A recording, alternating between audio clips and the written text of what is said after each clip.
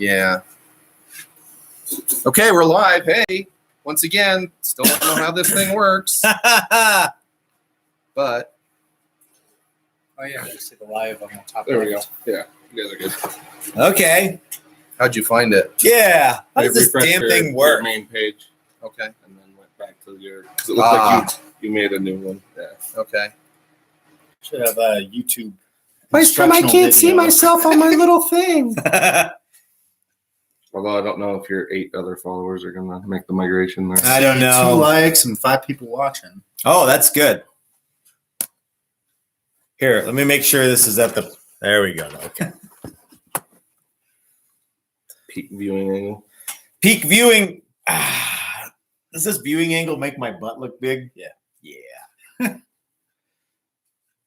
Hey, there's people watching. Hey, everybody. So we're still learning how the whole live deal works because we're very close to 50 years old here at Texas Toast Guitars. And hey, everybody. Hey, from Canada. Hey. And so we're still trying to figure this out. But it's a lofty goal because we want to do a lot more live things this year. There you are. And we have here. Oh, there you are. Turn your radio down, eh? Hello? I'm going to the Nuki concert, man. Hello?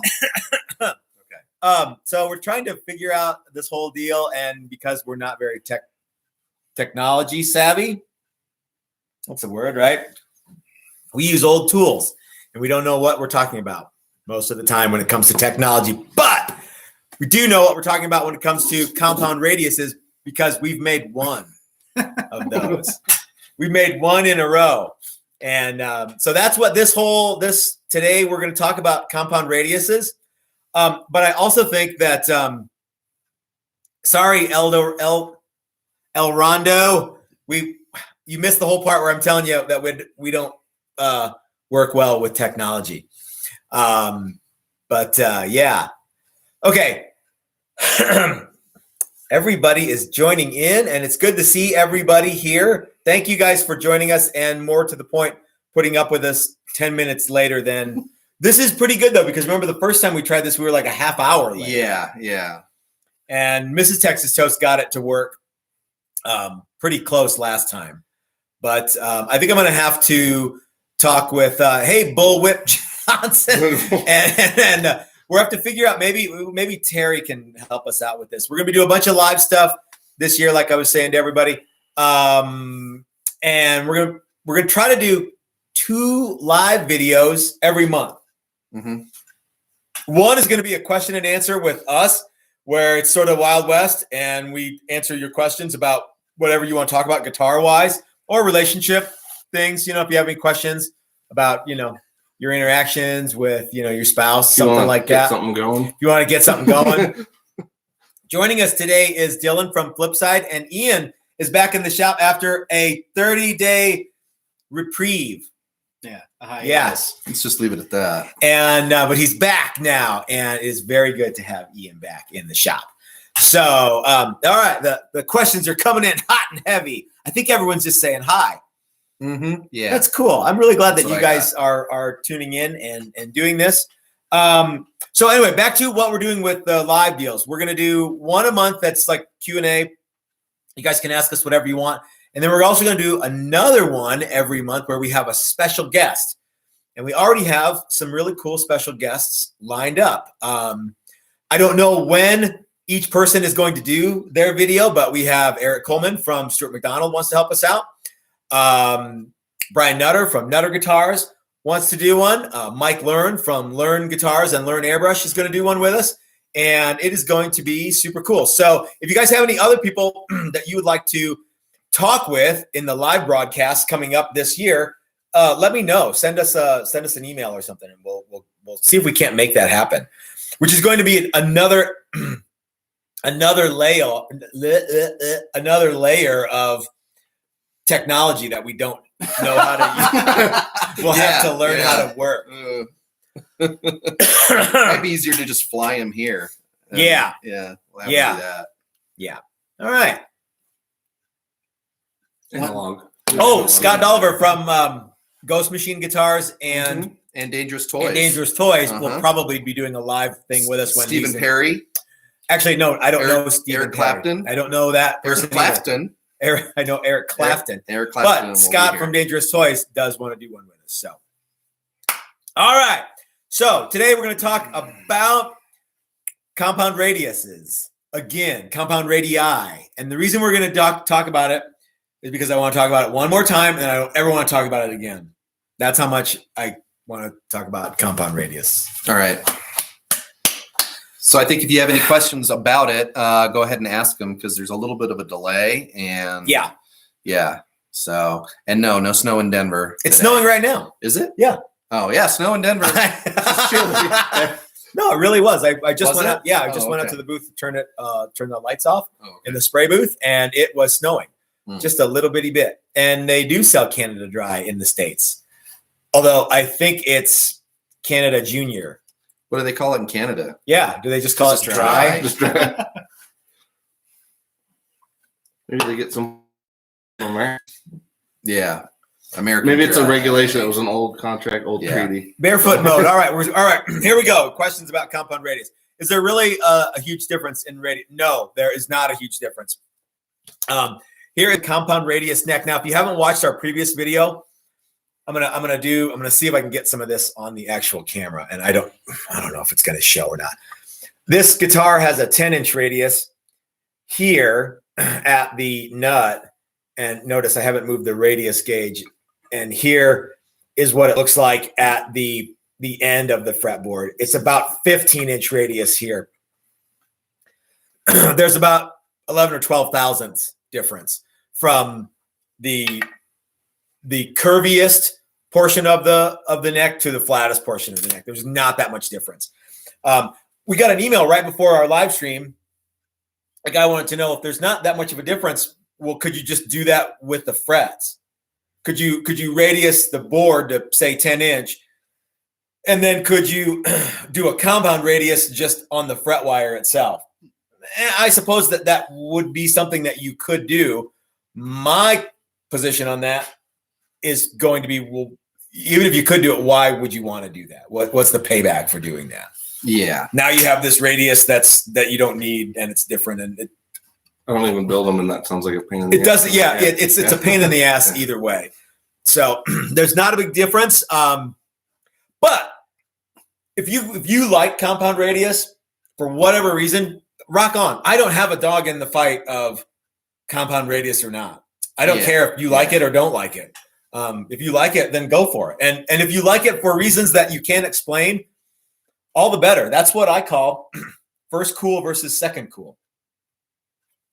So I'm going to talk about this a lot. And if I haven't already, I'm going to start doing it more. And I know I talk about it a lot already. First cool is something that everybody can agree with and we can quantify. This is a maple neck.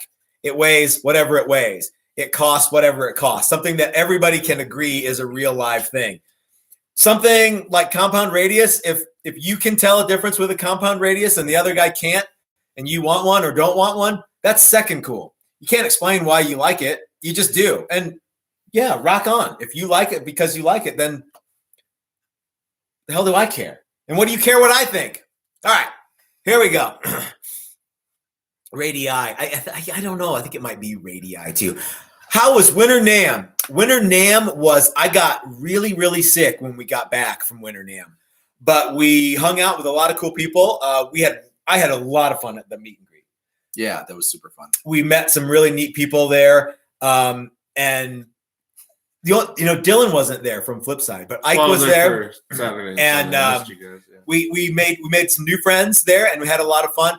The NAMM show was like, it's the same stuff every year in the same place. So I don't know. It's here's what I tell everybody about the NAMM show. The first year was really cool because you didn't know what to expect. The second year was really cool because you knew what to expect. And the third year was not really cool because you knew what to expect.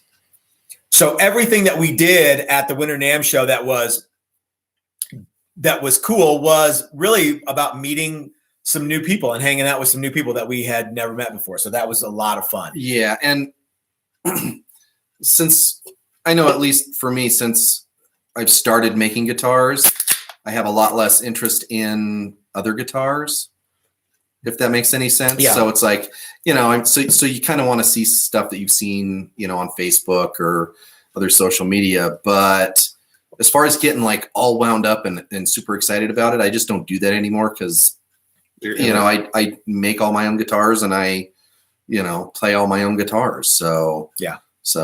And the weird thing about NAMM, especially from a guitar player standpoint, is how guitar centric it is and how not amp centric it is. Yeah. You know, like there's way more guitars than there are amps. The quietest booth at the NAMM show was the Marshall.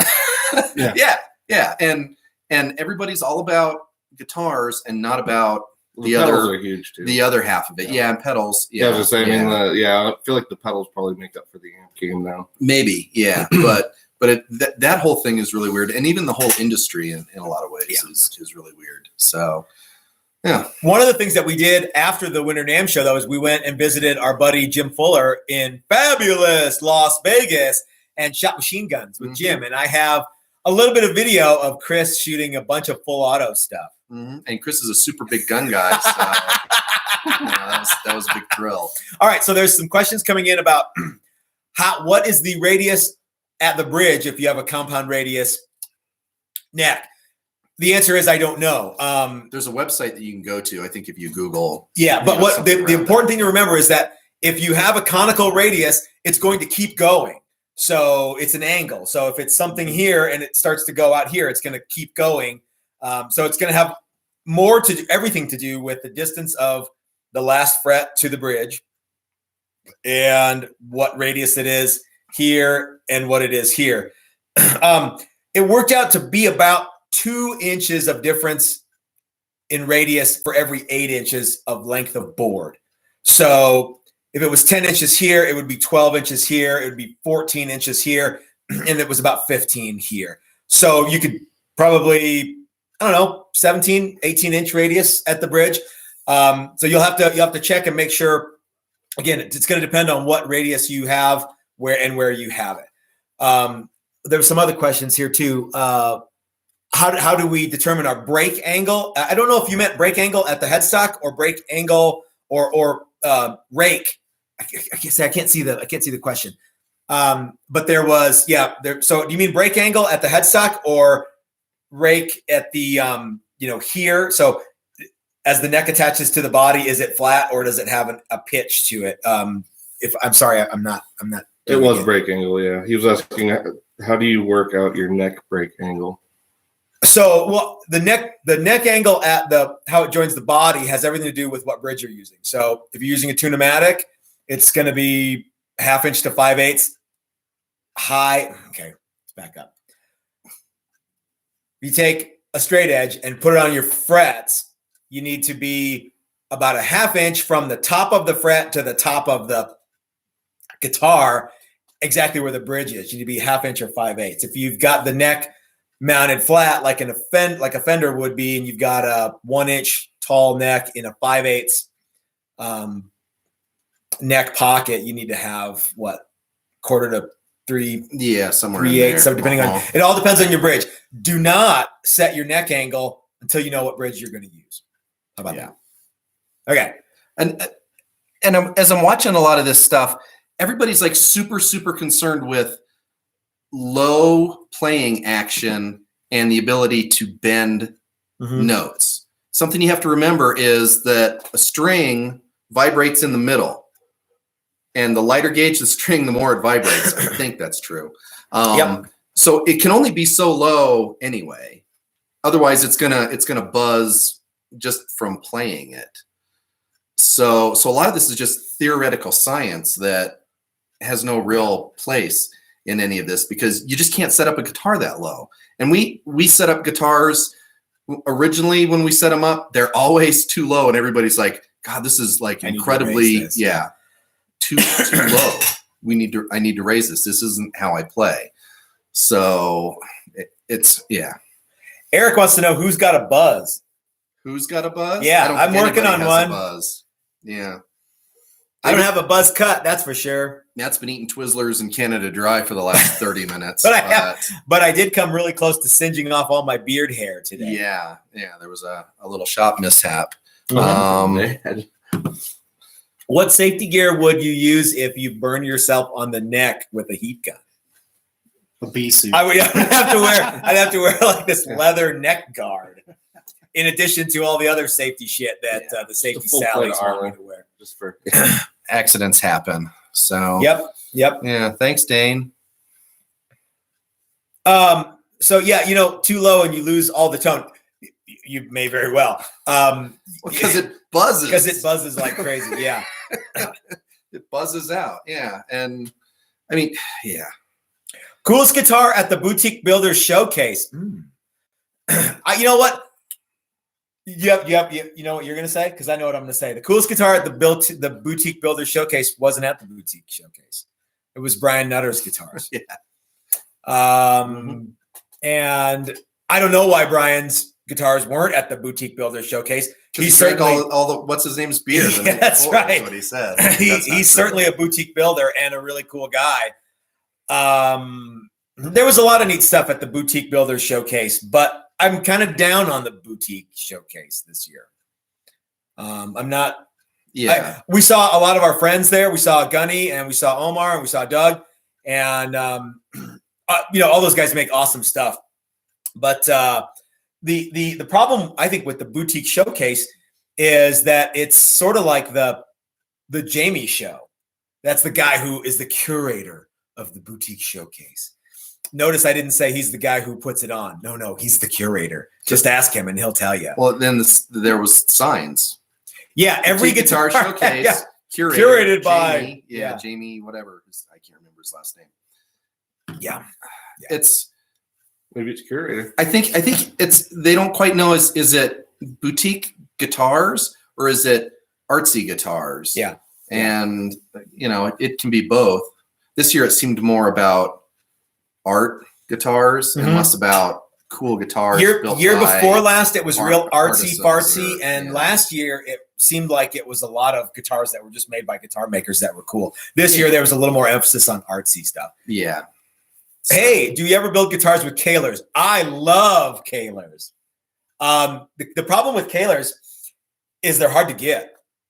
I have one original Kahler from the 80s that's sort of sitting around. That's not on a guitar right now. And I love Kahlers. I think they're really, really neat. I like them better than Floyd's. I'm going to say it. It's true. I do. You know why I like them? Because you can lock them down. You can basically make them not move. Yeah. So, yeah. Which is good for me because the more things I have on my guitar that make it do things that make the pitch change, the better. I mean, the less things if I have on that guitar. Yeah. Let's see. Yeah, absolutely. Do check out Brian. Jamie is more interested in the backstory behind the guitar. The funny thing about Brian Nutter's guitars is he's got a great backstory too. I'm going to save some of this for when we have Brian on the live stream. But Brian Nutter is do a search for Brian Nutter, and you don't even have to put the word guitar in there, and all kinds of cool shit will come up. And he's a monster player, and he's a killer guitar builder. Mm-hmm. And he does it all himself. It's no more boutique than Brian Nutter guitars. And just the crazy wiring that he does, all of his paintwork, and I'm gonna dare I say, Brian and the Texas Toast guys are all cut from the same cloth. Yeah. We knew exactly we were gonna hit it off. We knew exactly when we first met we were just gonna hit it off, and we did. And we had a lot of fun hanging out with Brian. And I actually want to go to the Summer NAMM show, which I think people call the SNAM show, just so we can hang out with Brian because he lives in Nashville. Mm-hmm. So we stay on his farm. Stay on his farm. Yeah. He has a guitar farm? That's pretty awesome. Guitar farm. Let's see. Yeah, so absolutely do check out Brian. What the fuck is a Kahler? What? Oh, yeah, okay. Don's got us. Okay. Yeah, I think he's being funny. I did see the pictures of the telly. I mean, I'm sorry I haven't gotten back to you yet, Eric, because you sent me a couple pictures, and both those guitars look super cool, man. I'm sorry. I'm really bad about returning emails, but I'm going to try and be better about that this year. It is a goal. It is a New Year's resolution, even though it's middle of February. But yes, I will send you more emails about those because they look great. Did anyone ever find Leo Kwan? He died. There was a real Leo Kwan, and he died. Oh, did you know that? No. I don't know if he was a badass or not, but there was a real guy, I think. Mm-hmm. I don't know. Depends on what Leo was short for. How badass he was. How badass? Yeah. Some of these questions I think are for the people in the live chat area, less so than us. Yeah, are we supposed to answer the questions in the chat area? I think we can. Yeah. Okay. Yeah, I think some of them are aimed at us. Some of them are just comments in the chat area. Oh, so wait a minute. So here's one that's actually Don wants to know still, or he doesn't want to know, but he's still waiting for Matt's favorite bands. Actually, I do have plans to do a Matt's top 5 favorite guitar players, and the results will shock you. I'll do that video. Any teasers? You've never heard of any of them. Yeah. Okay. Yes. So that'll be really fun. Yeah. Chris looks like thrilling. a lawyer. Yeah. Yeah, Anna. Asked and answered. I object. Oh man. Yeah. Does anybody have any questions at all about compound radius, or will we beat that shit to death? If you, what's the final word? Oh, has everyone watched David Bowie's video on compound radius? The guy from I can't remember the name of that amp company. I want to say Auburn Amps. Auburn, yeah. Jane Lynch from Auburn Amps has a video about compound radius, and it's pretty good. His is pretty good, and he brings up some interesting ideas. I think he drives, at least for me watching that video, he drove home the idea that I absolutely don't need a compound radius to enjoy my guitar. Yeah. To have fun playing guitar. Yeah, and really that's what a lot of this comes to is, you know, in a lot of ways, I used to have a lot more fun just playing guitar than worrying about whether the guitar was the ultimate guitar for me. You know, early on I had a guitar and I had an amp, and and I played guitar and I really enjoyed it, and that was as far as it went. And then I started getting all nerdy on some of this stuff, and it became less fun. In the meantime, I've since gone back the other way, and now it's a guitar. That's cool. I can play it. Oh, that's fun. I like this one. I like that one. And yeah, it's just fun to play guitar and not sweat all that little stuff. Because at the end of the day, the thing that makes me a good guitar player is practicing more and worrying about all that other stuff way less. You mean, well, what makes you a better guitar arguer on the internet? What makes me a better guitar arguer? Yeah, you have to concentrate on tiny, insignificant things. Oh, yeah. And you can't hear it band volume. Well, yeah. There's that, and there's it's. I used to be the biggest guitar nerd, fret, all of that stuff. And people talk about radius and, I can feel this, I can feel that. It's the frets, I think, is what you're feeling in all of these things, you know, and neck width and neck depth and all of that. And that makes way more difference. Remember we handed this neck. This is the compound radius neck. Mm-hmm. We handed this to Gary, Guitar X, and Brett Hagen, one of my favorite guitar players in the whole world. And we said, hey, check it out. It's a compound radius neck. And they both, I think I can see that. No, you can't. No, you can't see it. Hey, Star Wars. Hey, Flipside's watching. Is that Ike or? It would be Ike, yeah. Okay, so hey, while Ike is working, hold on a minute. Hold on. Okay, I'm missing a bunch of questions. Follow up with the myth that locking tuners are the end all be all of tuner stability. They are not. I like locking tuners, but they are not the end all be all of tuning stability. Let's see. What is a good place to buy full guitar bass templates? We've used everything from eBay to, I can't remember the guy's name, but just look up guitar templates and get the MDF ones, and they're good. Or make your own. Or you could do both. Or you could use your imagination. Yeah, somebody had to make them up. For some of the weird stuff, we've used a guy called Faction Guitars. Yeah, his templates are really, really good. Some of the eBay stuff isn't quite as good. It's okay. Yeah. So, okay, so Ike at Flipside is watching, and I think we're doing a thing on Tuesday from Flipside Music. You are. Flipside Tower. Yeah, I wasn't invited. Chris was invited, but he's going to be out of town. Yeah. So, okay, so Lawyer business. There you go. yeah, it's got another Chris. got some lawyer business. Bring another Chris into the Yeah. So if maybe I can chime in and let me know where I'm to be on Tuesday for that. Okay, so someone says, Thomas, thank you for that comment. We love that you watch the videos, and I hope you enjoy them. That's cool for you to watch those. Thank you very much. Benefits of compound radius neck after all, or is it just another fancy thing to make people think they are so freaking wise? Yes and yes. So compound radius, the whole idea is that we made a whole video about this. Since a guitar neck is a angle and a cone shape and not a cylinder shape, the idea is that the strings can be closer to the action can be lower down here in the wheedly fret areas if the radius is flatter than it is here. And some people will go, oh, you can play chords so much easier. But, classical guitars are all flat. Mm-hmm. And I think classical guitar players know how to play chords too. So that's the big deal. It's not that much of a difference. So if you don't have a compound radius, you can still rock out. If you do have a compound radius and you like it, then enjoy it and play guitars and go nuts.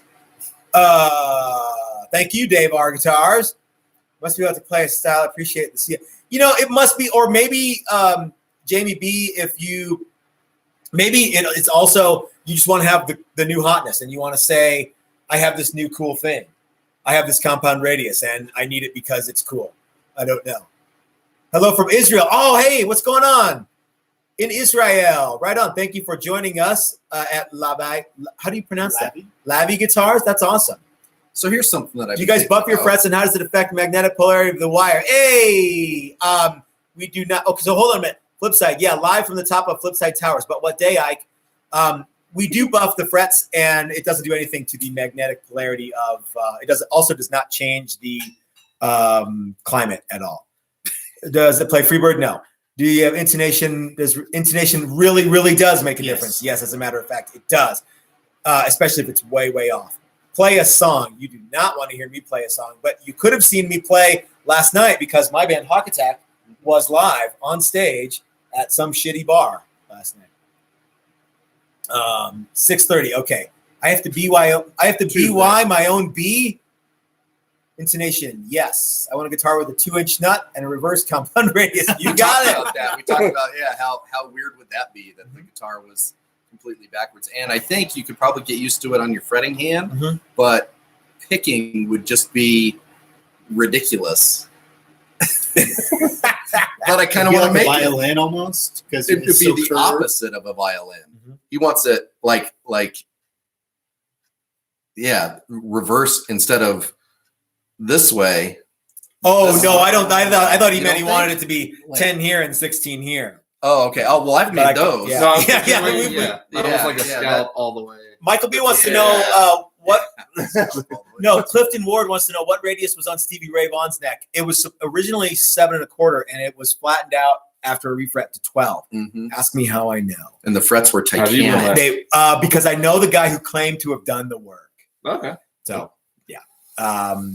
Let's see. But if you look on the Fender site, it's 12 now. So, and the other funny thing about that is everybody that ever played his guitar commented on how high the action was and how it was a virtually unplayable guitar for them, not for him, obviously. So it didn't matter what the radius was. He had like bare hands. And the other thing too, as you bend up, if you bend up far enough, it starts going back downhill. Yeah. So if you're bending 4 notes, it's going to start going the other direction. Leon wants to know if we're going to offer compound radius option on our guitars. No. Unless someone wants to throw lots of money at it. I think if you're concerned about that, just make it 12. Yeah. Or make it 14. Or make it 16, which is 16, what. Or, whatever. And just don't worry about it. What is the radius on a Tune-o-matic? 12. 12-inch radius on Tune-o-matic. Tell me about the double cut special in the background. So glad you asked. Got it? Yep. It's currently in drop D. Is it in drop D? Yeah. Bart must have been playing this. One of my favorite guitars of all time was the Hamer Special. And so we have been doing a lot of things that are kind of hamery for quite a while. And one of them is our Texas Toast exclusive brain surgery bridge, which is a lot like the Hamer Sustainer bridge, except it doesn't have individual saddles. It has Telecaster style saddles because I like those and I think they're cool. But as you can see, how do I know if it's in the picture? The bridge is like super, super thick and chunky. There we go. See how tall that bridge is? There's like 3/8 worth of brass on the bottom of this bridge. This is it has a DiMarzio Super Distortion and DiMarzio PAF, just like the original Hamers had. And one of my favorite guitar players, not on the list of 5, well, maybe it is, was Johnny Ramone. Mostly not because he's such a badass guitar player, even though he was, but because he inspired me to play guitar. And he had, not many people know this, everyone thinks he played only Mosrites, but he had a Hamer signature guitar, and it was essentially something like this, only it did have the 3 knobs in a row like on the Hamers. So we wanted to make a guitar that was a lot like that, and so we came up with this. This is cool. It's all mahogany. It's got that kind of classic white headstock, and the neck is, it's not unfinished, but it's not painted, and it just kind of looks awesome. Looks super cool. And this guitar is available for sale right now. Mm-hmm. And I can't remember how much it was. I think it was $12.50. Mm-hmm. We're practically giving this thing away. So if anybody wants to come over and play, or just wants to order the this guitar's name is Little Ramona. If anyone wants to buy Little Ramona, it's $12.50. Hit me up and I will sell it to you. Thank you, Chris. Mm-hmm. Just say yes. Ibanez series. Okay. Angled versus flat headstock, does it make any difference? No, it doesn't make any difference in terms of sonically, but it makes a big difference in how the strings break over the nut. And sometimes with a headstock like this, you need to add a little bit of extra pulley downy force, and that's why they have string trees.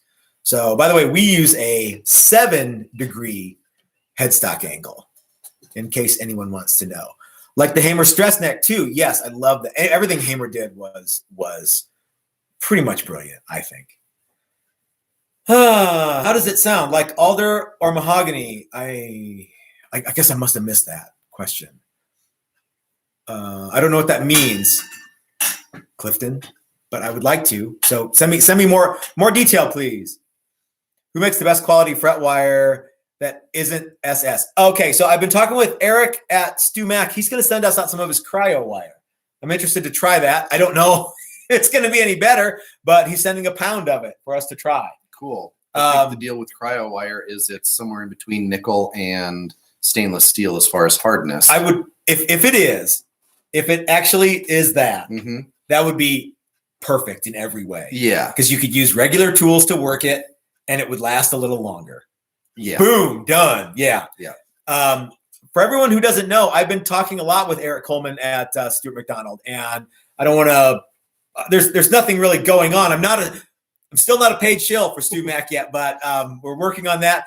I'm going to send him some ideas for tools that we've come up with, and we'll see if any of that stuff actually will materialize. So yeah, let me know if you guys have any questions for Eric, and we're going to have him on one of the live podcasts, Q&A things. But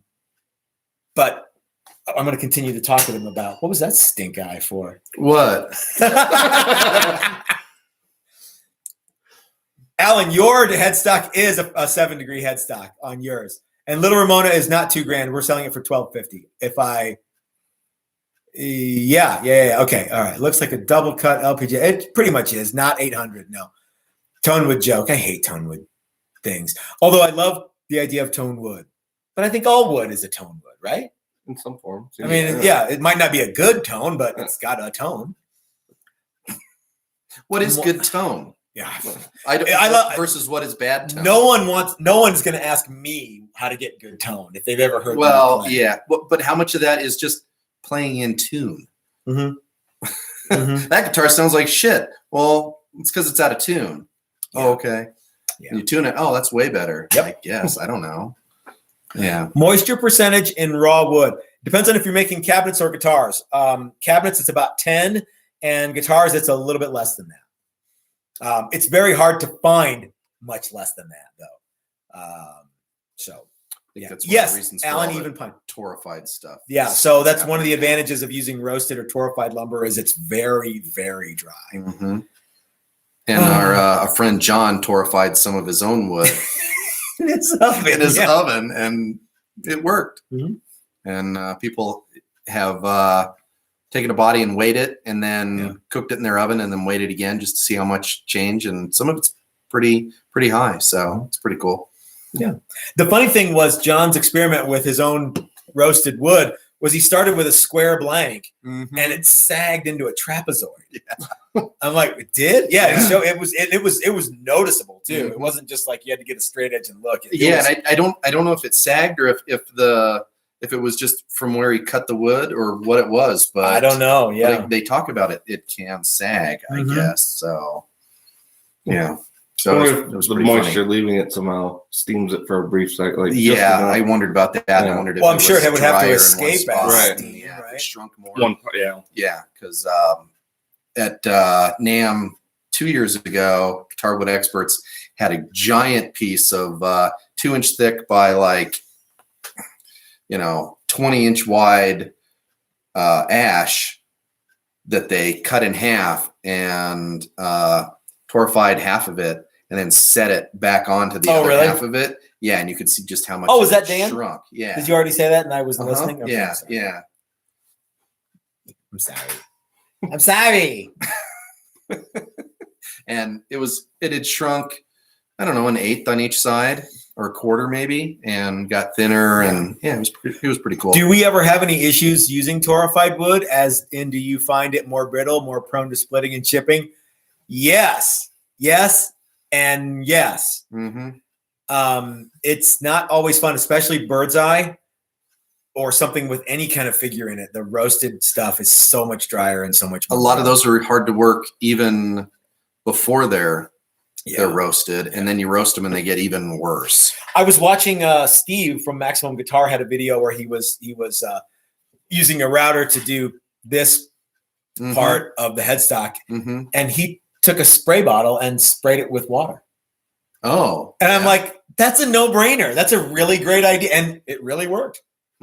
Well, how about this? I don't know if it would have had an issue. Yeah, I think it was just hedging his bets a little bit. Yeah, and so I'm actually going to work with Steve tomorrow. Yeah. Yes. If you're watching at Flipside Wet still, some wood? I'm going to do I'm going to do an OG neck shaping video with Steve at Maximum Guitars. Let's talk about that more before this is all over. Let's get back to it. Have I found any snakeskin fabric? Actually, Alan, I've been looking for that. I've not found any at Joanne. I found some online, and we might have to just do that. Between traditional maple neck and a roasted neck. No, there's really not, Sean. There's not a lot of weight difference. There's a difference, but you're not talking about that much wood. So even, this neck weighs basically nothing. And it's not even shaped yet. Sorry, I'm down here looking at shit. So this neck, there's just not a lot of wood here. It's what? How many inches is that? 24-inch piece of maple that's 2 inches wide. It's weighs hardly anything. So a truss rod adds a lot of weight and a fretboard adds a lot of weight, but there's not a lot of difference. So How about in terms of the finishing? Is it easier or harder to finish roasted versus? it's about the same. Okay. It's about the same. You're forgetting potentiometers in what? I don't think he's talking to Clifton. Oh, okay. Never mind. Yeah, they have their own debate. Okay, that's cool. Okay, I sprayed my fleshlight with water. We really should make the You don't fleshlight have to guitar. read all of these. I still want to make the fleshlight guitar though. I just That's haven't a figured out great what. idea. Would the fleshlight go in like this, or would it come out like this? I don't know the answer. No, Alan, I don't want you to buy a fleshlight and send it to me. How long do you bake the bodies for? We have never actually attempted to bake our own lumber, so I don't know the answer. I think you could YouTube that and get some idea. It depends on how thick it is. It depends on what kind of wood it is, stuff like that. I think the potential for things going horribly wrong is pretty high. I don't know that I would take a carved body or a finished body or a raw body and stick it in the oven and expect to have something good come out. Yeah. I think there's a lot of potential for bad things to happen. You would want to do it before you cut the guitar out. And if you want to buy roasted, torrefied lumber of any kind, call Dan at Guitar Wood Experts and tell him the guys at Texas Toast sent you, and nothing will happen. But not for us. Not for us, or you'll get torrefied wood. You'll get torrefied wood. You're not going to get a break on the deal, but if you know what though, actually Dan would be a great guy to have on a live. Yeah, that'd chat. be fun. Yeah, I would like that a lot because Dan knows more about that shit than anybody I know. Yeah, but I know Dan, so wait a minute. Now that doesn't make any sense. I wasn't listening. Okay. Butthole. Ever want to really alter the tone of the guitar in the cheapest way? Change the pots. I agree. I know I'm not supposed to read all these things. Your wife will hit you over the head when you think of the house by cooking a guitar. I guess it depends on what wood you have. If you had torrefied zebra wood, your house would probably smell like pee. Yeah. Some of the woods are pretty stinky. Maple can end up smelling. It smells good. Yeah, like maple syrup a little bit. Yeah. And if you have a piece of roasted maple and you start working it on sanders and stuff, it actually smells really good. And some of the more acidic woods, like rosewood's not particularly good smelling. Well, the real rosewood is. Okay. Some brown wood is not. I think that Chechen one smells like you're peeing on a campfire. Yeah. And Can basswood be used for a guitar? Absolutely. We have a big chunk of basswood that Mac brought over for us that we're going to eventually do. Basswood's pretty good. I think the trickiest bit with basswood is not getting a bunch of dings in it before you get a hard finish on it. It's a little softer. Yeah. It machines nicely though. I think that's one of the reasons that a lot of companies used it originally was that it machines well. Mosrites were originally basswood. Yeah, I think they were. Yeah. So, yeah. I think really you could almost use any wood. The problem with basswood is it's not inexpensive. No, not for us. No. Our local supplier. It's as expensive as the more traditional good woods. Yeah. And for a lot of people, they look down on basswood. So you know what else people look down on is poplar. Yeah. But I don't know why. This is poplar. Yeah, that's a good looking chunk. And I think it's pretty neat. This is actually a poplar back with, and this is a roasted ash top that has a sunburst on it. This is a really cool guitar. You should tell the story about that guitar. Maybe we will. What else we got though? Yeah, that's cool, Alan. If you want to get the fabric, absolutely. Zebra stinks. It does. I had a guitar builder once tell me that they call it zebra wood because zebras pee on it. That seems really so it's thin. true. Really thin. Yeah. Yeah, Poplar does machine really well. It's one of my favorites. And it's inexpensive. Yeah. And if you're gonna paint it anyway, especially a solid color, then Poplar's a really easy, good way to go. I have a bunch of Poplar guitars. And I like them all. Guitar Poplar? Even the neck was Poplar. I think especially the neck. Yeah, I'm not sure what that body, that Flying V, the original polka dot Flying V was, but the neck was Dan Electro neck, and they were Poplar. So, you guys want to hear the story about the Mac Guitar Murphy signature guitar? Yeah. Okay, I'm going to tell you anyway. So that's this guitar. The Mac Guitar Murphy Challenger, and this is our standard Challenger. But before Mac Guitar Murphy died, we made this guitar, and the plan was that we were gonna give it to him. We were gonna get it to him somehow. and he died. Not because we were building him a guitar, but because he was getting up there. Mm-hmm. So we built the Mac Guitar Murphy, what we thought Mac Guitar Murphy would like. And we kind of tongue-in-cheek were telling people that it was the Mac Guitar Murphy signature model. It was the new thing. And we would tell jokes that only really we got because we would say things like, well, that's what Matt spec'd, only it was me, Matt, not Mac Guitar Murphy. Mm-hmm. So the reason it doesn't have a toggle switch here is because Matt said he wanted it here. Mm-hmm. Well, I'm the Matt who said it was to go there, not Mac Guitar Murphy. We've never actually talked to Mac Guitar Murphy. No, and I think we wanted somebody famous enough that a lot of people had probably heard of him. Plus, you like the name Mac Guitar Murphy. What's not to like? But you didn't want somebody so famous that you could like send him an email and get back a response. I never heard of those guys that text switch guitars. I don't know what they're talking about. So it became this thing, and people actually sort of believed it. Well, and the other thing is we know lots of guitar builders who are making guitars for people who are in bands but weren't the original guys. Or I was the second keyboard player, and I was the keyboard player / bass player for Steppenwolf in 1993, or some weird thing like that. The summer cruise. Yeah. In 94, I played bass. So we thought, well, it would be just as funny to build a phony signature guitar for a guitar player that doesn't know we're building it for him. So what this actually turned into was the Mac Guitar Murphy tribute model, right?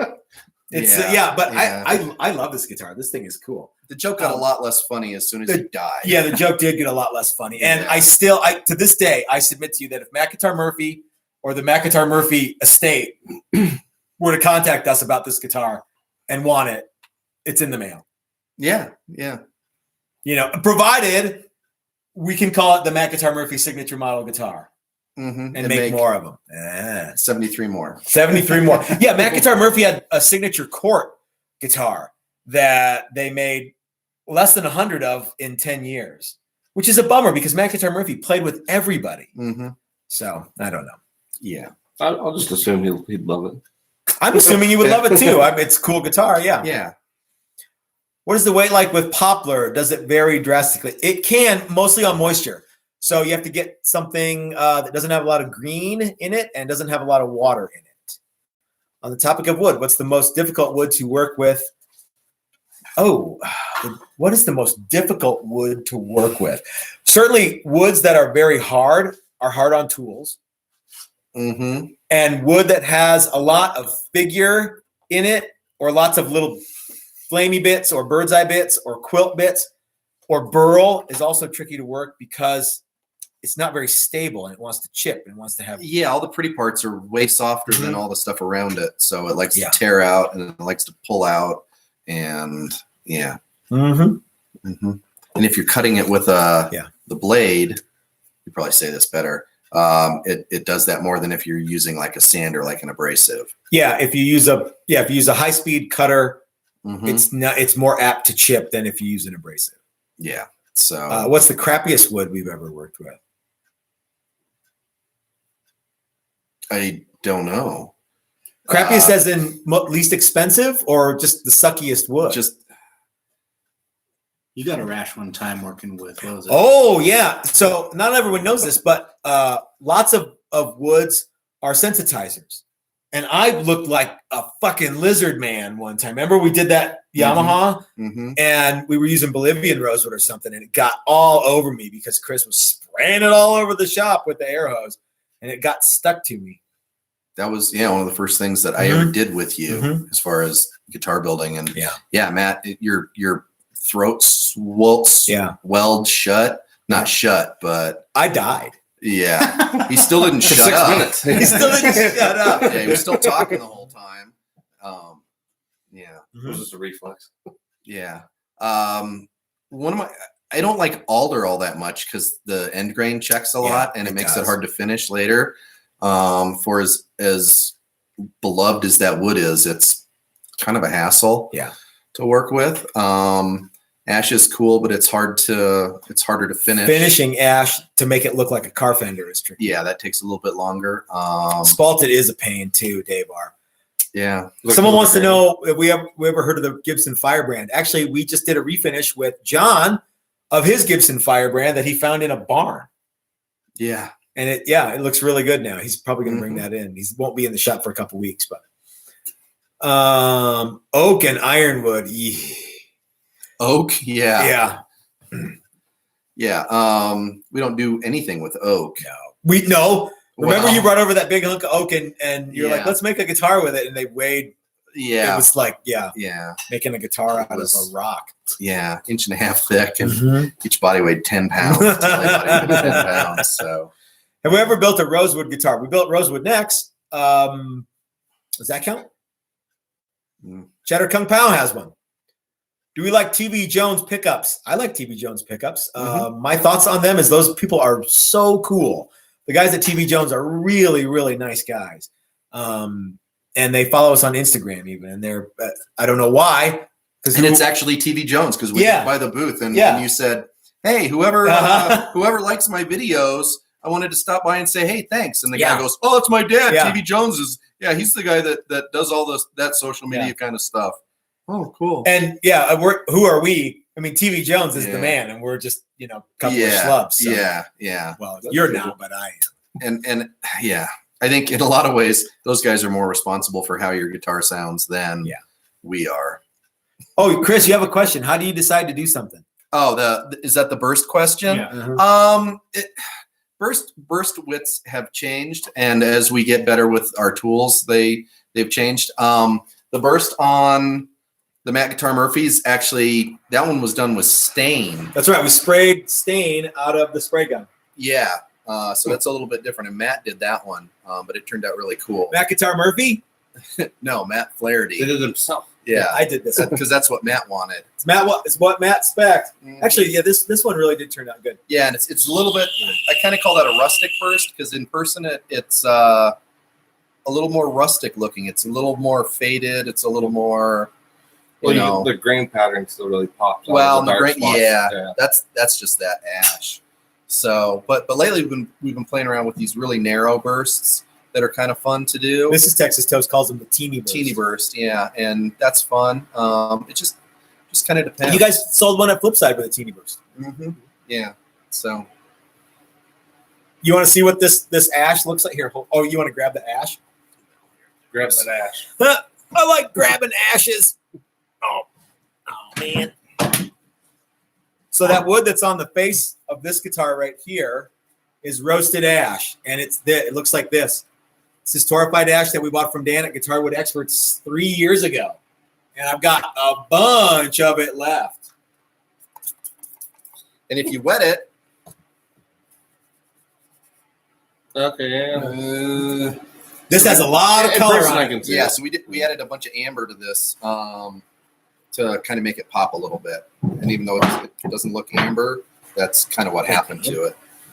And then we stained it the other way. So, yeah. Sanded Paduke without a mask. Yeah, that will, as you know, Dane. Have you ever made a travel guitar or a really short scale guitar? I need something to fit in a suitcase. Chris made a short scale neck on an octave neck but it was a little long for an octave neck. Yeah, it was like 17-inch scale. What were the Robin guitars that? I think they were probably about a 15-inch scale. Now that I have learned more about it than the day I made it. Yeah. So we can tell you that if you're going to tune an octave up, what is it, 17? Yeah, 17 is too long. It's too long to tune E to E. Yeah. You break high E's. Yeah.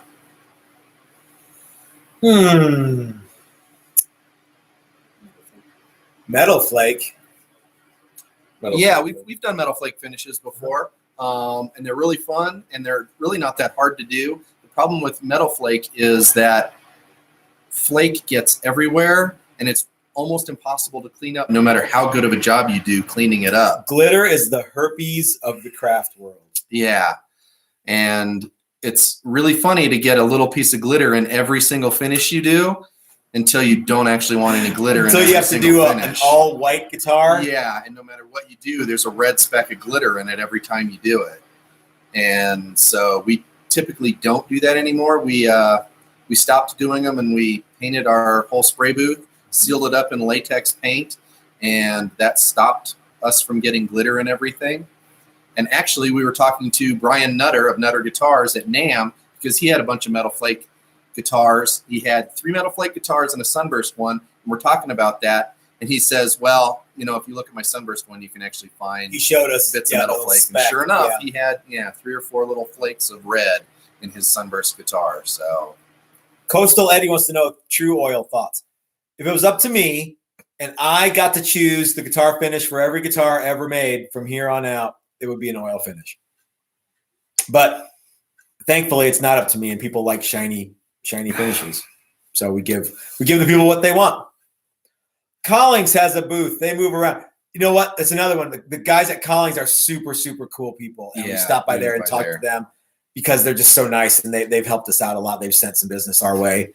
And very, very cool guys, and awesome guitars too. Mm-hmm. One of the trends that I saw this year, I don't know why I brought this up, but way less mastery hardware on stuff. Yeah, I wonder than why. In the last few years, it seemed like everybody that was trying to push the envelope on things had mastery tremolos and bridges, and they had 4 or 5 guitars in each booth that had those. And this year it was maybe 1 in each of those booths. So interesting trend. That was the only trend that I saw this year. So if they're not using mastery, what did we see a lot of? Saw a lot of hip shot stuff for some reason. Yeah, I think we saw a return to more traditional. That's another one. Let's get Josh. Josh from Hipshot to do a live podcast with us, because that's another guy, industry partner, that we have a lot of fun with the people at Hipshot, and they're super, super nice people. And I love the products that they make, and they're just really cool. Mm-hmm. So Ian, we were at the Hipshot booth, and Josh goes, "Hey, you should put these drop D things on all your daily drivers." And I'm like, "How do you know about the daily driver?" We've sold half a dozen of those guitars, so that's cool. But Josh at Hipshot knows about, so that's cool. He watches the videos. Yeah. And that was the booth where we got to meet. Hey man. The current bass player. Great White. And he was super excited to meet us, or his buddy was super excited to meet us, until he found out we didn't work at Hipshot. We were big. He said he was a big fan of ours. And Chris was like, "Did we make a guitar for the bass player from Great White?" And then he realized that we weren't from Hipshot, and the conversation stopped. Yep. It was pretty funny. Lost enthusiasm. Yeah. I can't give you a set of tuners. I'm sorry. I'm only here for free shit. For free stuff. Okay. Yeah. So, and the guy was not old enough to even remember Great White originally. Much less be around when Great White was popular. 35 years ago. Mm-hmm. But anyway. More. Weren't they the ones with the venue fire? Yeah. He would be old enough to remember that. He would be. Yeah. Possibly. So the guitar player died, right? It wasn't one of the original guitar players. It was the younger guy, but he died. Yeah, that's true. I think. Geez. Yeah. Because they had too many people, or they didn't have enough fire suppression or something. They didn't have enough exits. And they weren't supposed to do it. Oh, and they had pyrotechnics or something? Yeah, they had pyrotechnics. Yeah, they caught the ceiling on fire or something. Oh my God. Yeah. That would suck. Yep. So. Yeesh. Wow, way to bring down the mood. Which Great White? We don't know. It might have been the Jack Russell's Great White. It might have been the other dude's Great White. We don't know. Great Danes. You're not supposed to know that stuff. You're just supposed to be like, the Great White? You mean, cool. Hey man, check it out. This is the bongo player for the current Uriah Heep lineup. Sweet. Yeah. Half an original member. I saw another band, and it was one guy that was in the band once, has the name now. That's lame. It is kind of stale. Yeah. So, all right. Because you're watching a tribute band with one original member. Yeah. Kind of like Kiss. Yeah. Kiss is even worse though, because because there's 2 original members, but the other guys are basically tributes to Ace Frehley and Peter Criss. Mm-hmm. They wear. It's not like They wear their makeup. it's not like they kind of look like them, and they wear the same makeup and the same outfits and play the same songs. And, all right, that's cool. Whatever. But yeah. Did you hear that Paul Stanley's hair caught on fire? No. Yeah, I was just gonna say. No, that wasn't Speaking Paul of fire, Stanley. That was another guy in another band. Oh, really? There's footage of it, and it's this. No, I don't think it was Paul Stanley. The real because there's a video floating around of a guy that's dressed like Paul Stanley and his hair catches fire. Oh, and really? they put it out. Yeah, but the guy never misses a beat. He keeps singing and Yeah. Really? Yeah. He doesn't even know, like. Doesn't Wow. think about this, but- Yeah, and they put him out. I would run off crying like a pussy. Yeah. Apparently, he's way tougher than Michael Jackson. Wasn't his real hair? Couldn't. I mean, They said it was, Oh, was his it? real hair. Yeah, Yeesh, yeah. damn. But it was like super boof, and so that anyway. hairspray bottom. Sometimes. Yeah, I heard that Common Paul States Stanley like wasn't cover doing. Oh, is it coming? Cover Yeah. okay. Well, it wasn't. It's not even a Kiss cover band. It's a band that plays, and then they bring out a bunch of different people to do different Oh, different eras? Okay. songs and stuff like that. Like Yeah, 'cause Kiss the with guy no that- makeup. well, the and- guy- Wasn't there No, wasn't so there a they- Kiss tribute band, but they were all dressed like Ace? Yeah, Well, there was the midget. There was the midget one too. yeah. The mini Kiss or whatever. Yeah. But they all wanted to be Ace Frehley. They were like, well, he's my favorite, so they just dressed as different eras. That was really funny documentary. Yeah, that's true. because the one guy, I'm not like really good with like time. Yeah. Yeah, so that was fun. Okay. Do you ever get tired of doing a certain body shape and or finish? Chris hates doing fabric with black burst edge. I've done a bunch of those recently, and on the last one, I was like, I know as soon as I start, I don't want to say rushing through it, but as soon as it's not overly challenging, and you start, I'm like, I'm kind of, so yeah. And but body shapes, no, I don't really get tired of body shapes or things like that. I don't think. I wish people were more into body shapes that they can't just go by. You know what I mean? Like, I got this guy, he's like, hey, can you make me an Explorer? I'm talking. Hey, but nobody would build this one. Yeah. So Dylan is you can't see him. He's off the camera right now, and we're actually doing an Explorer for him. So it's the fender scale length. I think that'll be the. Oh, that's right. We're doing. We're doing definitely a custom shop thing. So yeah, I like building. I just like building guitars, but some guitars I like more than others. It's not that I'm disappointed when someone wants a Strat or an Explorer or something, but the kookier the better, and the more necks the better.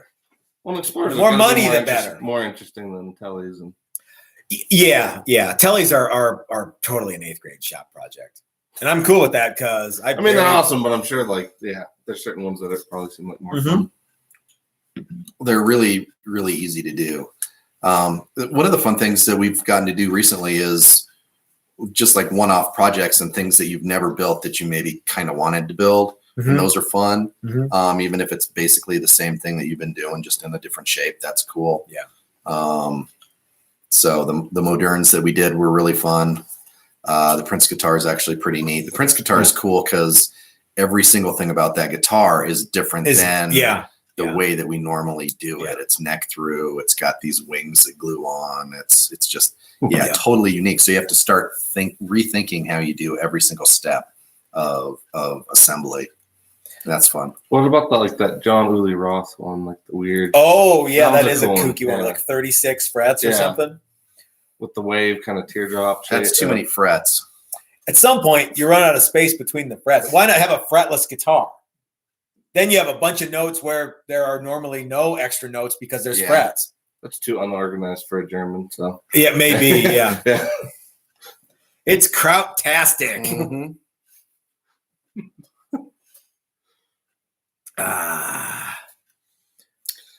I want you to have a through body guitar like a Firebird Bullwhip, and I'd be happy to make one for you. But you know what? So one of the things that we do a lot of these days is we do the woodwork for guitars for people who want a project, but they may not have a bunch of tools, but they want to paint it Mm-hmm. because they have a spray booth, or they just want to put it together.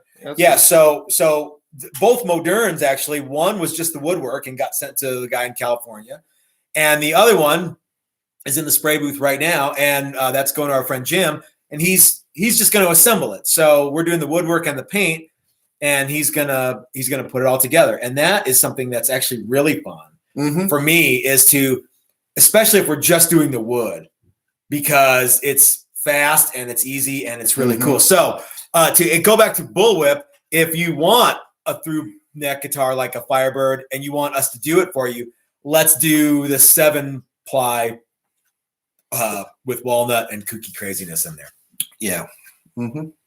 So for like the Pinecaster type one you guys have at the Yeah. shop, so like what would that set somebody back for, like just doing like the neck and the body? And Oh man, well, I mean the body on that with no finish would be like what, $150? Yeah, we were actually selling those bodies Mhm. for $150. Cool. And then a neck is because that's honestly that's stuff like I can keep in mind at the shop and pitch to customers too, because there's Mhm. we definitely get a lot of tinkerers there. So Here's a great question. Bullwhip, you're about to ask the greatest question of all time.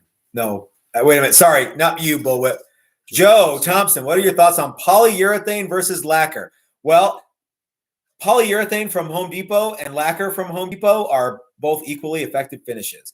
If you're talking about polyester and urethane paint that we use, I will never go back to lacquer ever again. no. Right? Yeah. But there's a huge difference between polyester paint or polyester sealer and urethane paint with a hardening agent Mm-hmm. and polyurethane. Mm-hmm. Polyurethane is what you buy at Home Depot. Yeah, and spray on your end table Yeah. project. This guitar, and this guitar all have modern urethane paint finishes. There's no lacquer on those at all, and I like that 100 times better than lacquer. Why don't we make templates, Chris? Why don't we make templates? Mhm. Because the guys that make templates have laser Have cutters, lasers. and you program it in once, and then it just prints them out or Yeah. cuts them out. Bingo, bango, and it's really super easy for Mhm. them. Mhm. And yeah, a lot of times we'll get a template, and then we'll kind of modify it for how we build stuff and how we do things. Yeah, and we do make a lot of templates of our own designs. Yeah, where we put our neck pocket in a guitar, like most of the Gibson style stuff that we do has a mortise and tenon, and we generally don't use the mortise and tenon for that. We use our standard wedge. But like we make our own templates for the daily driver. We make our own templates for the daily driver. Yeah. Yeah. No, the Casanova. The double D. Yeah. Yeah. So, but we don't sell those templates. It's way too cost prohibitive for somebody else to want to buy our template when you can buy a laser cut one. Plus, it's freaking lasers. Yeah, lasers are way better. So what's going on in the shop in the next couple weeks that we can bring everyone up to speed on? I don't know. Oh, your eBay auction ends soon. I'm just watching things on eBay. Oh yeah. Yeah. Is it a present for me? No. Is it a 450 Bushmaster scout rifle for me? On eBay? No. I don't know. No. I don't know where you buy that shit. I don't know what you do. I don't know what you do. We have 8 million guitars that we're building Hey Terry. right now. It's seemingly, yeah, everywhere I look, there's guitars. There is something. projects. There's some new stuff though. Might flow away. This guitar weighs basically nothing. It's mostly hollow, and it's got a spruce top and a mahogany back that's all been hogged out, and it's going to get an acoustic style bridge. And I was working on that just today. Mhm. We got the neck set yesterday, and this should be a fully operational playing guitar in no time. Right? Sure. After you do all the Sure. finish work on it. No, but so we do. So in the next couple of days, there's a lot. So I guess we're kind of wrapping shit up here because it's been over an hour. Yeah. So tomorrow I will be going to Steve at Maximum Guitars shop, and we're going to be doing a cooperation video. What's the word I'm looking for? Collaboration. Collaboration video. Thank you. Where I'm going to go to his shop and I'm going to shape necks using old school tools, even old school hand tools. And the reason I'm going to do that is because Steve is the guitar building instructor, the electric guitar building instructor at Red Rocks Community College. And he has a class going right now. There's 17 guys, and they are right about fixing ready to start shaping necks. And so we're going to do a video on how to shape necks using tools that you have. So I'm not going to be using my beloved pin router. I'm not going to be using my deadhead sander. I'm going to be using hand tools that you can go to Ace Hardware and buy. And so there's going to be a video on that. So watch for that. And I'm going to leave links to Steve's video as soon as it's up there so you guys can watch it. Or maybe I'll get a copy of it and publish it on our page, something like that. That's Monday. Then Tuesday, we're going to Flipside. Are you going to be there, Dylan? Yep. At 6:30? And I have to be my own bee? You could any B you want because we got plenty of B already. You got some bee? Okay. All right. I love Genesee. I don't know if you like Genesee. I don't. Sure. I New York. You know, we got it. And I'm not sure what we're going to talk about. Oh, wait, I do know what we're going to talk about. You know what we're going to talk about? The Flip Toast. Yes. Flipside Texas Toast collaboration. That is a brand new project that we are going to do the work. We're going to build the guitars, and Ike is going to sell the guitars. It's going to be like a group buy. So I think the idea is there's going to be like, it'd be great if we get half a dozen guitars, and boom, and we're offering them at an amazingly low price, and it's going to be cool. So hope you guys dig that. Hey Terry, how's it going, man? Matt wants a 50 cal. Oh, I would love to have a 50 cal. When's the last time we shot 50 BMG? It's been a long time. Anyway.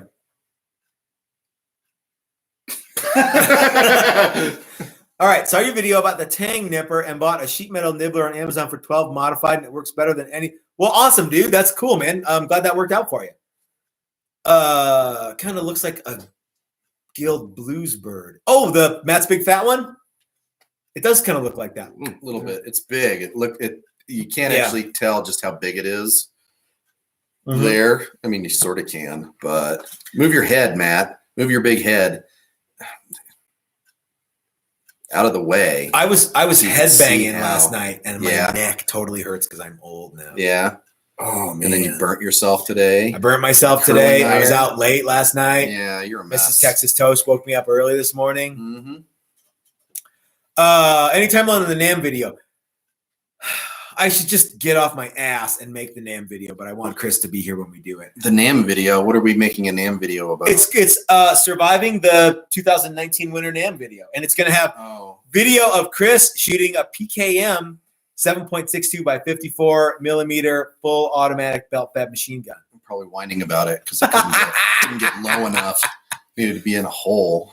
Yep. To shoot that gun. Foxhole. Yeah. I couldn't get low enough and aim the gun down the range enough. So I was just like shooting it something. And Jim's just like, just send that 100 rounds into the space over there. We're just turning money into noise. That was a lot of fun shooting. And I want to hit something. So I was irritated that I couldn't aim the gun as effectively as I was hoping to.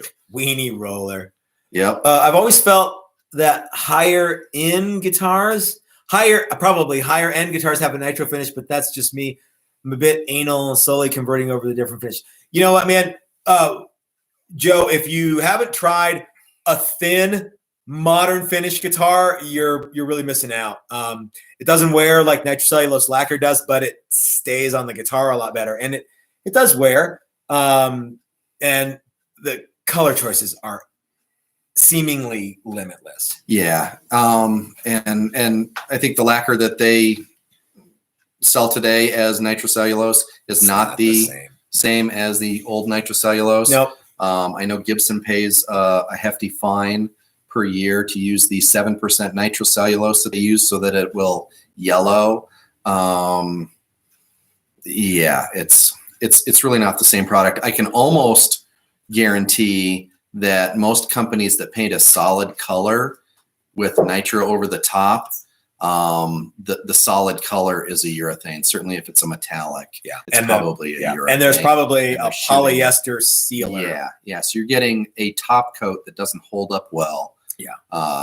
That's what you're paying that's for. attached to a substrate that is impenetrable. Yeah, and it's been that way for a long, long time. So, do you copy necks or do you just do custom? We can copy necks as long as it doesn't have a Fender headstock, because we got a nice letter from the people at Fender saying we can't do that. What is the best trem system you have used? Well, the Callahan, right? I'm going to say the hip shot. It depends on the type, too. Yeah, well, for the money and for what it does, the hip shot is far and away one of the best ones we've ever used. For a Strat type. For a Strat type. If you want okay, I guess you're right. What's the absolute best Jazzmaster trem? Mastery. Yeah. But what's the best? So does Mastery make a Fender trem? No. So, and what's the best vintage Fender style trem? Probably the Callahan. Yeah, Strat. Yeah. And the modern one, but for the modern one, I think hip shot it's so hard to beat because they're really affordable, and they're awesome. But they don't lock. That new Floyd Rose looked pretty neat. Floyd looks really cool. Not the locking Floyd, but the Strat replacement, right? Yeah. That one looked pretty neat. But as far as locking trims go, the Floyd has been doing the same thing really, really well for 40 years. And making a little bit of a comeback. Making a lot of a comeback. Yeah, we saw a lot of Floyd stuff. Yeah, a lot of Floyds, a lot of locking nuts. I still like the Goto Floyds too. They are good, yeah. Some licensed Floyds are better than others, right? Yeah. I mean, for sure. And if you ask the guys at Floyd, we don't make that shit. Yeah. First of all, that's not ours. Cheddar Kung Pao says he likes his guitars finished in a chocolate ganache. Yeah. That sounds right. That dude's awesome. I think I brought my Cheddar Kung Pao pick today. Yeah? Yeah. We didn't get to hang out with Cheddar as much as we wanted to because he got sleepy. He was like making moves. He had to like film a bunch of stuff, and we were just wanting to drink beer. So like Ben and Ike and Chris and I were all farting around, and Cheddar Kung Pao had to work. Yeah, he was actually working. He was like, I didn't think it was going to be like this. Yeah. I don't know if that's what he said. That's the way it sounded to me. So, yeah. They are a pain in the ass to repair, Dave. But it's worth it, I think. The lacquer thing? Yeah. Yeah. And if you're gonna artificially age something, the lacquer is ugly. Yeah, that's fine. G&L's trims, you know what? Those are good. Let's see. Your standard neck profile is my favorite I've ever played. How did you decide on that profile? I don't know. I think a lot of our stuff, we started with the Fender custom shop telly neck that we've had, which is 860 thousandths at the nut and 950 or 920 thousandths at the 12th fret. And we make it a little bigger than that. And I also err on the side of wide. So 1 5/8 is a little too narrow for me. I like I'll go 1 3/4. But 1 11/16 is kind of where I live. But we make a lot of 1 5/8 wide nuts. But anything I like luxury when I'm playing, even though I don't ever do this when I'm playing. It's more like this. Okay. Thank you for answering my questions. It was the bottom C. What was the bottom sealer in the 60s? I think, are you talking about Fuller Plast, which was basically a polyester resin type catalyzing sealer? Okay. Yeah, I don't know a whole lot about what Gibson used or uses. I bet they had something very, very similar, though. If you look at everybody had to have all of that stuff on Gibsons, it sinks into the grain even after a few months. Yeah. So it's probably some sort of just that soapy sanding sealer. Yeah, stuff. maybe. Yeah. So I am of the opinion that a good thin finish doesn't make much of a difference, if any, sonic difference in the way a guitar sounds. A solid body guitar sounds. Acoustics, yeah, of course, but especially at the shitty bar we played last night. When everybody was like, I can tell. I can tell that doesn't have nitrocellulose on it. So, yeah. I think plastic is plastic, and nitro is plastic and everything's plastic. It's all plastic these Yeah. days. If it's a sheet of plastic on there, it's a sheet of plastic. What is the best to use to seal white pine? I'm assuming that in the context of this conversation, we're still talking about guitars, right? I mean, we're not talking about a cabinet. Sure. Because the answer might be different for that. Yeah. If you're talking about if you're doing a guitar finish, call the people at Simtech Coatings in California and get their EZ sanding sealer, which is what we use on everything. Pardon me. And get a quart of that stuff and you won't be disappointed. Yeah, and Despite the nitro finish on your guitar, you still suck. Oh, Cheddar, come on now. yeah. We should do a video on well, maybe not. Do you think we could get Cheddar Kung Pao to do another live video with us? Yeah, maybe. You know what would be cool? Since we don't know how to do, we only barely know how to do live Q&A here, and we have no idea how to do something live with someone in another state. Yeah. We should get Cheddar Kung Pao to come to the shop, and we could have him build his own Telecaster style guitar. Mm-hmm. We've talked about that. We might make it happen in 2019. We don't know. All right. What else? It would be hella fun, homeboy. I think an hour and 20 minutes is just about right. Don't y'all think? It's time for bed or tacos or something. Yeah. More tacos. More Jack in the Box Jack in the tacos. Box. Dylan, you were here when we ate $20 of Jack in the Box tacos this Got afternoon. here right after the Dang. taco consumption. Well, actually, and There Ian, was supposed to be $20 worth, but I think we only got we $10. may have worth. gotten shorted. We may have only eaten $10 worth of Jack in the Box tacos. That's what I Paid feel 20? like. We paid for $20 worth of J But only got and 10. the B teas. Yeah, yeah. So that's okay. We'll exact our revenge on them next time. Yeah. They just drive through and say, hey, Lots and lots of order. napkins. Yeah. Yeah. At the end of it all, though, there's no way I could have eaten 16 more Jack in the Box tacos. No, really, it worked out just fine. I mean, other than they we got know. shorted They're like, $10. dicks. Yeah. How are they How going to many people know were until you it's talking too about? late? You off. Yeah. How many people? Well, right now it's just 4. Yeah, that's way too many tacos. Okay, Terry wants to know, how hard is it to build a guitar with a wider fretboard surface to play on versus standard width, like the 2015 Gibsons had extra? It's not a big deal at all, as long as you start with that information in mind. So, like if you were to have us make a guitar and say, I want the nut to be X and the heel to be Y, that's not a big deal. And especially if you got big paws. Like if you have this size hands, then yeah, you want a bigger neck. If you have this size hands, yeah, you can go with a regular one. I recently spent around $10,000 on vintage Fenders and Gibsons. Played the gig last night for $100. Oh man, I hear you. Hawk Attack made $75 last night. Did you? Yeah, That's like a big payday for it's you a guys. big payday Yeah. for us. Yeah. And I had to move several hundred pounds of Ampeg to get that. Mm-hmm. It's worth the tone. And you had to stay out It is late, worth the time. and yeah, it was a whole hassle. Wolfgang Stumac here. I don't know what that means. Does that mean you are with Stumac or? Maybe that's his. I don't know. I'm not sure. Favorite Yes, company. we did know it was Dylan's birthday, and we actually sang happy birthday to him. And we punched him. Yep, it went a lot like this. Repeatedly. Happy birthday to you. Howdy, Greg. Thanks for joining us from Tennessee. 16 Jack in the Box tacos would make you jack off in the toilet. It was supposed That's to be not what it 32. says. It was supposed to be 32. Let's see. Man, I still don't know what I'm supposed to do with the questions on the only on the Mm-hmm. on the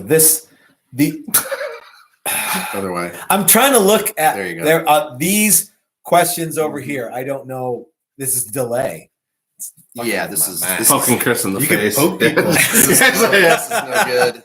Yeah, we need to watch some videos on how to do this a little bit better. Yeah. I think Terry and Cheddar Kung Pao could teach. I think Terry and Cheddar Kung Pao could teach us a lesson in video live doing stuff And speaking. and talking right.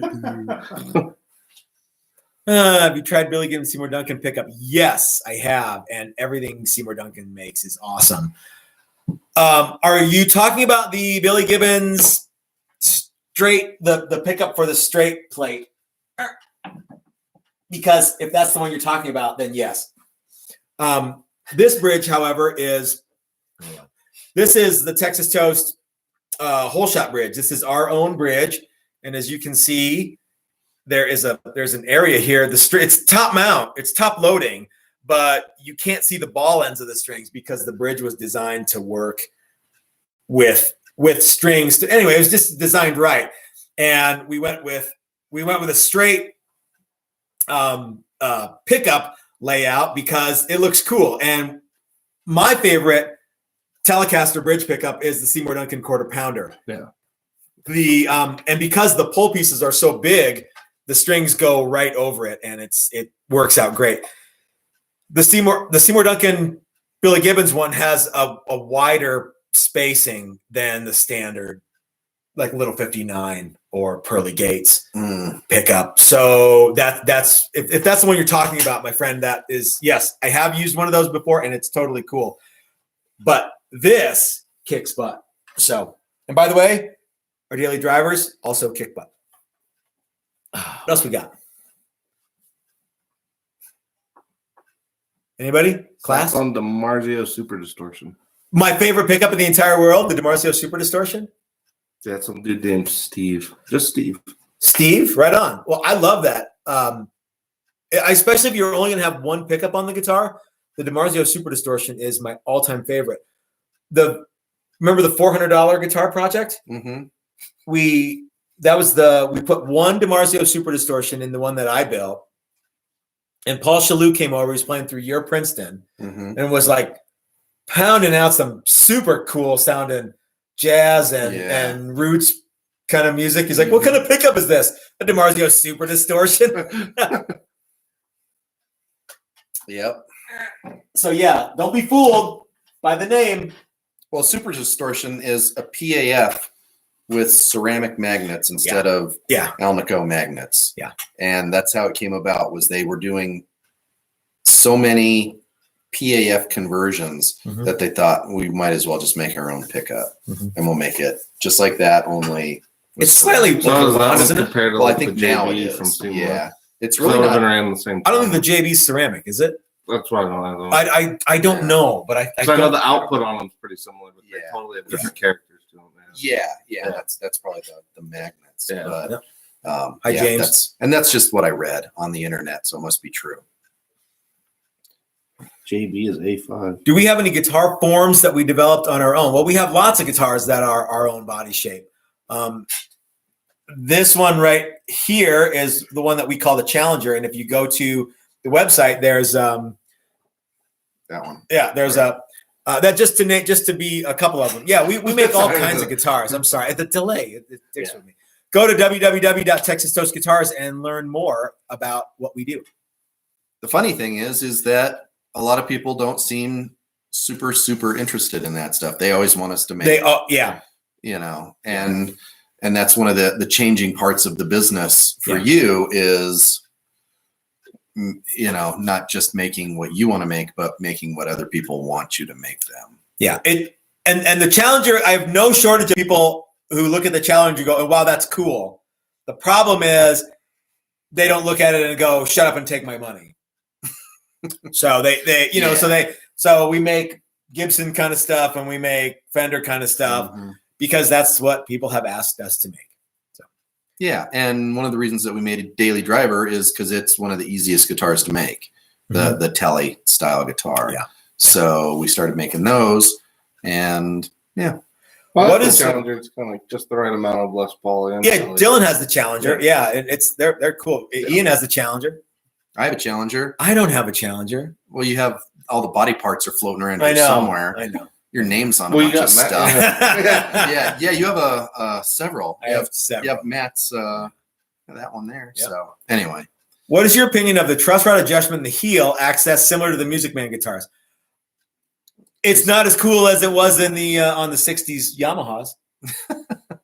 Yeah, is he talking about the spoke wheel thing? I think so. Yeah. You have the neck right behind you. You're about to see something very, very cool. So what are we looking at here, Chris? So this is a 60s era Yamaha neck. This is 66 Yamaha SG3. And their truss rod is right there. How convenient. And it's got a hole in the body. Yeah, it's covered up with a plate. And then it originally came with a tool in a little tool bag. I think it's that a fits nail. in here. No, it's not. Well, I use an Allen wrench, but yeah, just longwise. And that's how you adjust the truss rod. And it's actually a pretty elegant way to do it,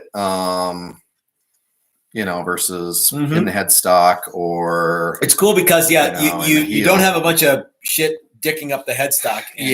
Specific. Yeah. And the reason, what I mean by dicking up the headstock end is you don't lose valuable logo space. But you don't have to take the neck off. And durability too. Mm-hmm. Like how many Gibson headstocks would have been saved with this instead of, having a bunch of material removed there. Potentially quite a few, especially Maybe at a none. 7-degree headstock angle. Yeah. If it wasn't So what that do you guys steep. do for the daily drivers then? Is it? It's an old school. Yeah. okay. Put it in the Yeah. heel. That's what. And hopefully you don't have to adjust the truss rod all that often. Because we don't use a crappy truss rod. Yeah. So, And okay. And we don't Any use thoughts on compound side rings. fretting like Fender did? I've never done that. Side fretting, pulling the frets pulling them in. through. Yeah. I can never quite figure out why they did it that way, other than that was just the way they decided to do it. Cheddar Kung Pao thinks that headstock on the Yamaha is awesome. I think it's cool. I used to think it was kind of dopey looking, but now it's really grown on me. I think Cheddar Kung Pao thinks it's dopey too. Yeah. Ian. So, that side fretting thing, I think that was just the way they figured out how to get them in quickly and easily. You gotta remember how many guitars they were making even pretty early on.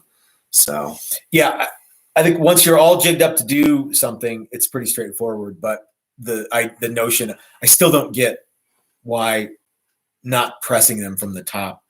yeah, I don't know easier. either, but I'm trying to figure out the tribal lore behind that. And it just somebody else probably did it that way, and so they started doing it that way, and then that's just the way it was. Yeah. So, let's see. They come out great. Maybe we should try it sometime. Maybe you can give us a lesson. Somebody asked if we're going to do wiring videos way up yonder. yeah. Do you have any desire to do a wiring video? No, because I'm not ultimately that confident in it. Okay. I'm okay at it, but I'm not super awesome at it. Well, we don't think we have to do the craziest Yeah. things. Just like maybe swapping out. I don't know. Well, Yeah, I'm maybe. going to work on Chris and see if we can do some wiring videos. How about that? I'm all for doing it until the video goes sideways, and then I get frustrated. And Somebody else would put a have bunch to of tools down. video you doing it. Yeah, that's another problem too. So yeah, I tried doing that on a couple of them where I filmed some stuff, and I got frustrated while filming, and then I had to just concentrate on what I was doing and not filming. Okay, so But now I'm back.